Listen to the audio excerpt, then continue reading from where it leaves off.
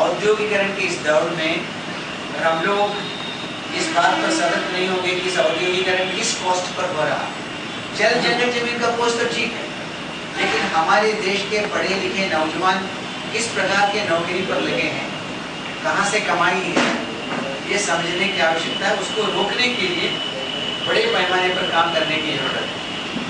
Criminalisation के साथ साथ एक और दूसरा है जिसको लेके मैं आजकल औद्योगिक घरानों से बात कर रहा हूँ, वो है नक्सलाइजेशन ऑफ ट्राइबल एरियाज। ये कितना नक्सली है कितना नक्सली नहीं आपको पता नहीं, लेकिन नक्सली का हवा तो खड़ा है। ये एक बड़ा बिजनेस है इस देश में, आप ये समझिएगा ठीक से, मैं कोई एक्सैजरेशन के लिए नहीं कर रहा हूँ।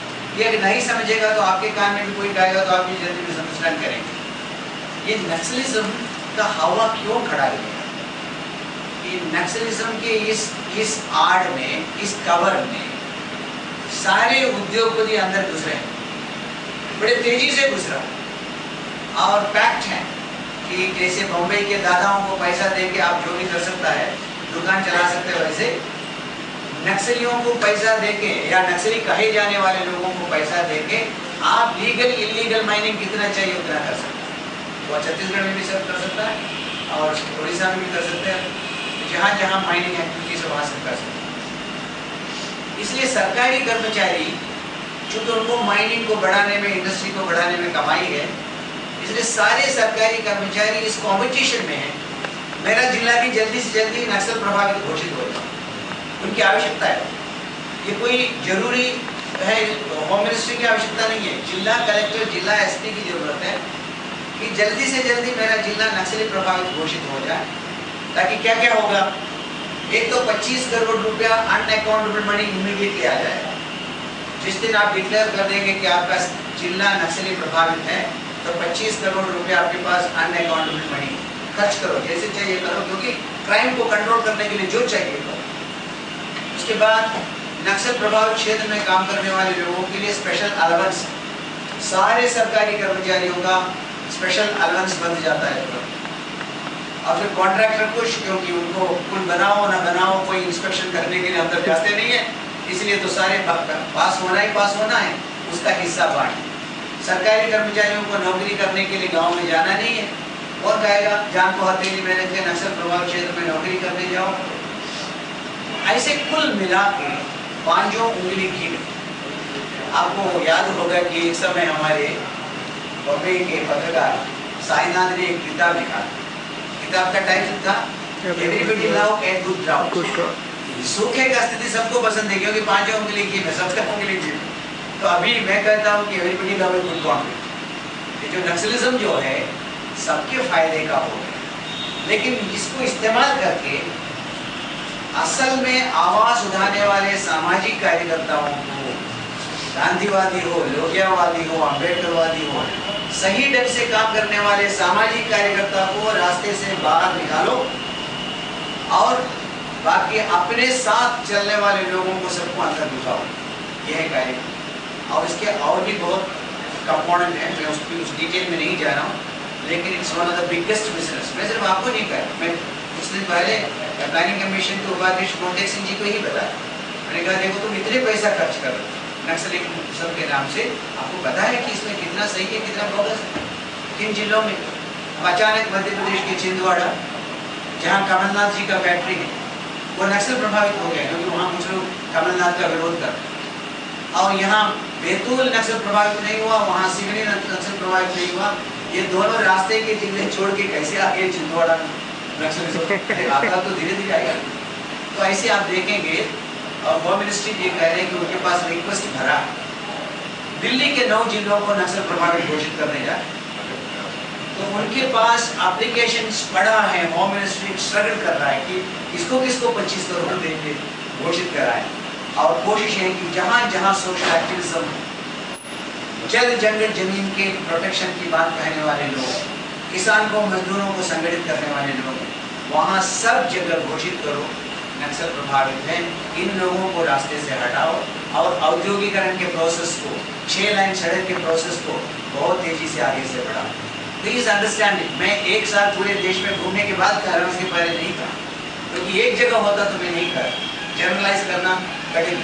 लेकिन मैं आप बहुत ताकत के साथ इस बात को कह रहा हूँ, मीडिया से कह रहा हूँ, सबसे कह रहा हूँ कि ये एक बहुत बहुत बड़ा गेम है। और इसमें सबसे ज़्यादा फायदा कौन उठा रहे हैं? हथियार बेचने वाले कंपनियां उठा रही हैं। पाकिस्तान इंडिया की लड़ाई में जैसे हथियार बेचने वाली कंपनियों का फायदा है, नक्सलिज्म से भी उनके फायदा है। अब आपने देखा होगा पिछले दिनों में कुछ सर्वे हुई, क्या सर्वे? एक सर्वे चला कि कोका कोला, पेप्सी कोला कितने लोग पीते हैं। उन्होंने कहा कि करीब 30% लोग पीते हैं, इसलिए there is a huge market of 70% to be captured. ये 70% मार्केट को कैप्चर करना है। उसके बाद चला मोबाइल फोन वाला, उन्होंने कहा 40% लोग मोबाइल इस्तेमाल कर रहे हैं, तो there is a huge market of 60% capture. ऐसे ही एक सर्वे हथियार बेचने वालों ने भी किया और उन्होंने कहा कि भारत में सिर्फ 3% लोगों के पास हथियार हैं, इसलिए there is a huge market of 93%, 97% capture. देखो ये सब मार्केट थियरी, इसलिए हथियार बेचने वाले इधर भी बेचेंगे उधर भी बेचेंगे। तो मैं इस देश के उद्योगपतियों को बिठा के ये समझाने का कोशिश कर रहा हूँ। अब 29 को फिर एक मीटिंग फिक्की में, तो मैं उनको ये कहने का कोशिश कर रहा हूँ कि देख, Adivasi is in a triangle of violence. वो एक त्रिकोण में फंस गया है आदिवासी। क्या त्रिकोण? एक तरफ से उद्योगपति, एक तरफ से नक्सली, एक तरफ से पैरामिलिट्री फोर्सेस। ये ट्रायंगल में आदिवासी का बचने का कोई गुंजाइश नहीं। They are going to lose all their resources and life and culture. इसलिए ये जो क्रिमिनलाइजेशन ऑफ इंडिया, इस पर अगर आप विचार नहीं करेंगे अभी से, coming years are going to be absolutely difficult for voluntary organizations and people's organizations. I want इसके बारे में सतर्क होना है, इस पर संयुक्त रूप से काम करने के लिए पूरी तैयारी करना है। एक बहुत खतरनाक ट्रेंड पर हम फंसे हैं। और एक ट्रेंड, दो ट्रेंड और बताना चाहता हूँ, ट्रेंड 100 है और दो ट्रेंड और बताना चाहता हूँ। एक ट्रेंड है इनसेंसिटिविटी ऑफ गवर्नमेंट ऑफिशियल्स। ये कोई नए ट्रेंड नहीं, आप जानते हैं, लेकिन जिस लेवल में ये चला गया है ये चिंता का विषय। आईएएस ऑफिसर, आईपीएस ऑफिसर दलाली करे, गांव में ग्राम सभा चलाए आईएएस ऑफिसर और सबसे दस्तखत कराए, गांव में पब्लिक हियरिंग कराए कलेक्टर, और सपोर्ट करने वाले लोगों को पंडाल में लाए, सपोर्ट न करने वालों को पंडाल से बाहर से भिजवाएं। क्या ड्रामा है? आईएएस के बारे में, कलेक्टर्स के बारे में, जिला अधिकारियों के बारे में एक जमाने में रेस्पेक्ट था कि वीडियो पैसा खा सकता है, सब भ्रष्ट हो सकता है, लेकिन कम से कम ये तो ठीक हो। लेकिन एब्सोल्युटली मिडलमैन बन गया।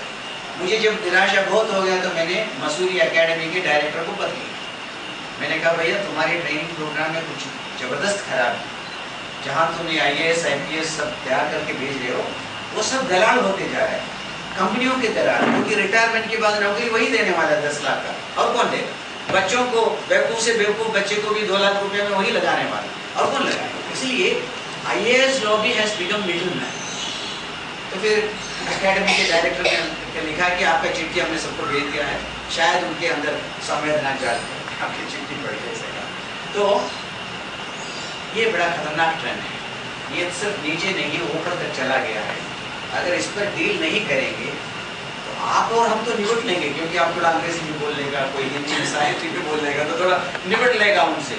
नहीं निपटा तो भी आपके खाना पीना तो बंद हो नहीं करेगा। लेकिन साधारण आदमी कैसे निपटेगा जिसका जमीन जिंदल कल अधिग्रहण करने वाले हैं और दलाली करने के लिए कलेक्टर बैठा है, पीटने के लिए एसपी और पुलिस बैठा है, और हर जिले में पैरामिलिट्री फोर्सेस का थाना खोल रहा है झारखंड जैसे इलाके में, ये करेगा? Ordinary people have no voice, उनका कोई आवाज़ कोई सुन नहीं रहा।